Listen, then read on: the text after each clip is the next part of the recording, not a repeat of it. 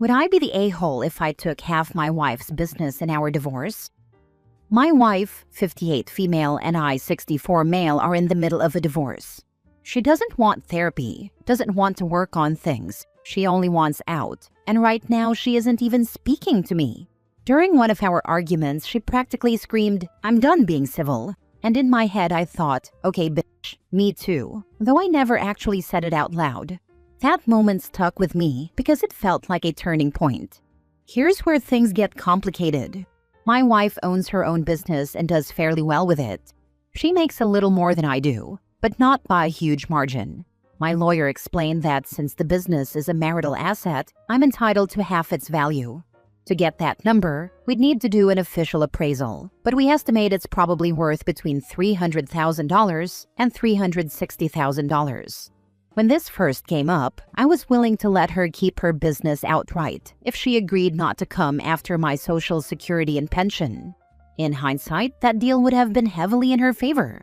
The more I think about it, the more I feel like it would be foolish for me to give up that much value for nothing in return.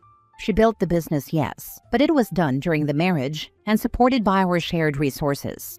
It seems fair that I'd be compensated for half of its worth, even if she keeps full ownership. I brought this up with a coworker, and she implied I'd be an a-hole if I pushed for half. I even asked her if she was just saying that because she's a woman. Sometimes gender bias does play into people's opinions, but she said that wasn't the case. Still, the comment stuck with me and made me second-guess myself.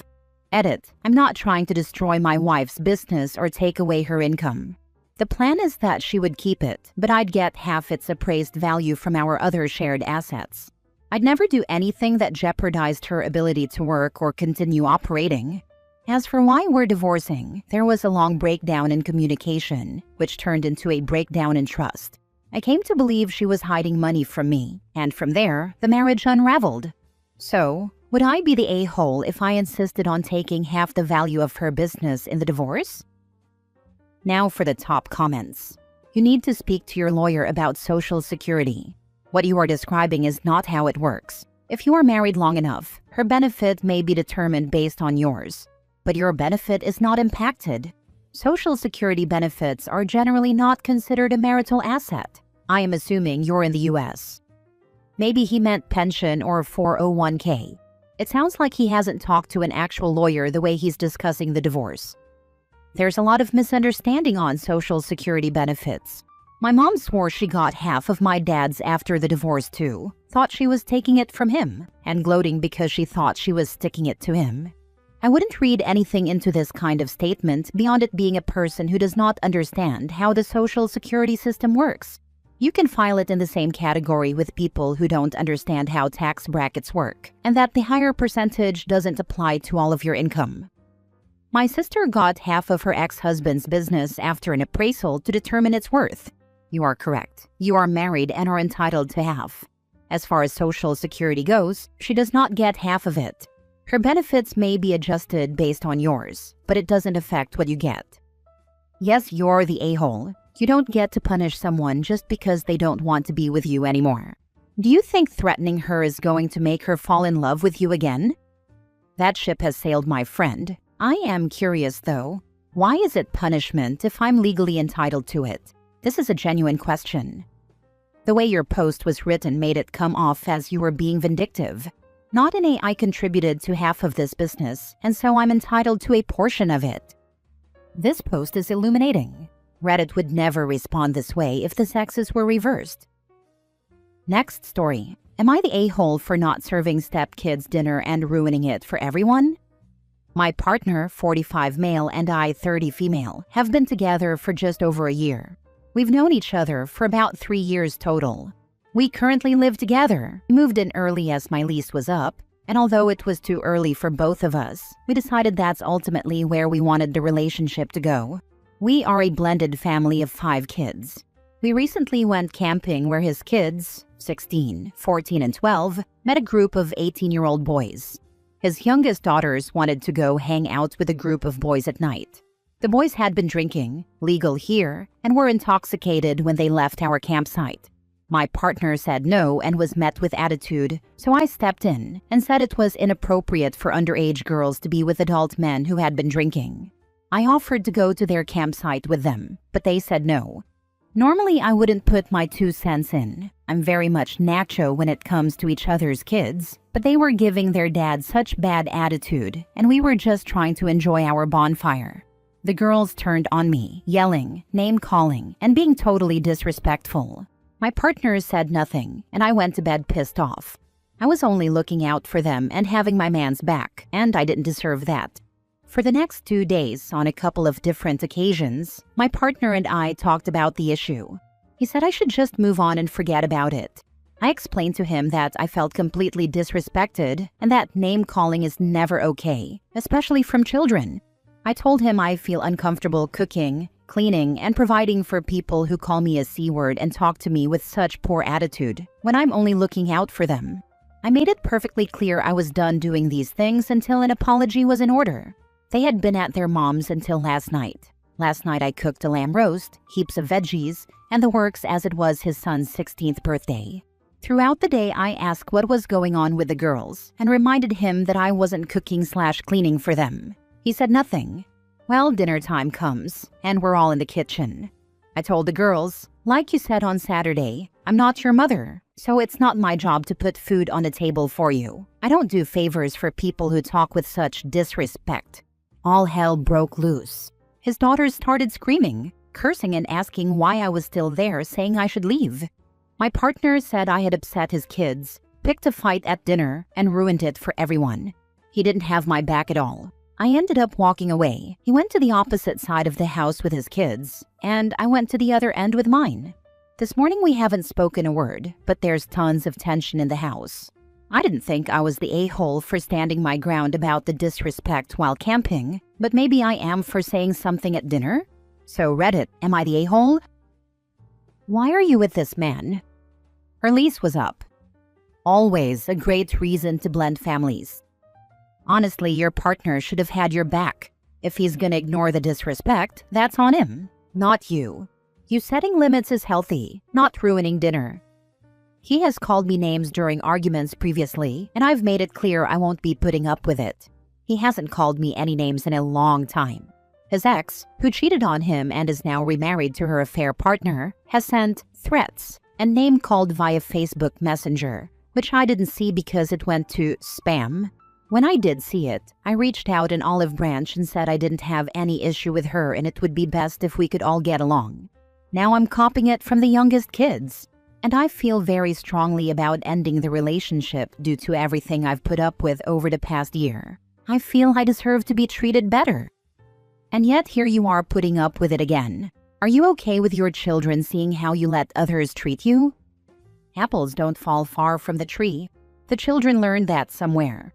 Probably mom is trash-talking OP, and they see their father disrespecting her as well. Just an unwinnable situation all around. Next story. Am I the a-hole for blowing up on my husband because he keeps eating my emergency snacks after I've asked him not to? Today, I, 29 female, blew up on my husband, 31 male, for eating my emergency snacks that I keep for hypoglycemia episodes. I am currently 19 weeks pregnant with our second baby. During my last pregnancy, when they did the glucose test to check for gestational diabetes, they discovered that I actually have hypoglycemia. This made a lot of sense given the symptoms I experienced even before pregnancy. During pregnancy, it's much worse. I have to eat at least every couple of hours to keep my energy levels up. Even doing this, I sometimes get hypoglycemic episodes out of nowhere. They are awful. I get the shakes, start to sweat, get hot flashes, feel like I'm going to pass out, lose coordination, and experience brain fog. I keep a handful of specific snacks in the house and car for when I experience these symptoms. The insatiable hunger I feel during an episode is unbearable. It's like I've run a marathon while fasting. My husband is really selfish when it comes to food, to put it bluntly. He's always eating my leftovers, and if there's something we both enjoy, he eats most of it and leaves me very little. Now he's gotten into the habit of eating my emergency snacks. I even started buying double so he'd have his own, but he eats his so much faster and in greater quantities. If he finishes his and sees I still have mine, he eats mine without asking. I've had this conversation with him so many times, it's exhausting. I've asked him repeatedly not to eat my designated snacks unless he asks, but he doesn't think it's a big deal. Today I started to feel unwell, so I went to grab one of my snacks only to find out he had taken it. I called him at work to check, and he admitted he had because he was running late and needed something quick. I blew up on him. I'm tired from pregnancy, hormonal, and chasing around a toddler all day. Yes, we have other food in the house, but these snacks are specifically chosen because they're easy to grab and balance my nutrition quickly. It seems silly to be upset over food, but I'm exhausted from repeating myself. He always says he'll replace what he eats, but that doesn't help me in the moment when I need it. I yelled at him, told him not to talk to me when he gets home, and said he could figure out dinner for himself. So I guess my question is, am I the a-hole for being so upset over snacks? Hypoglycemia can harm your baby, and his desire for a snack does not take precedence over your need for one.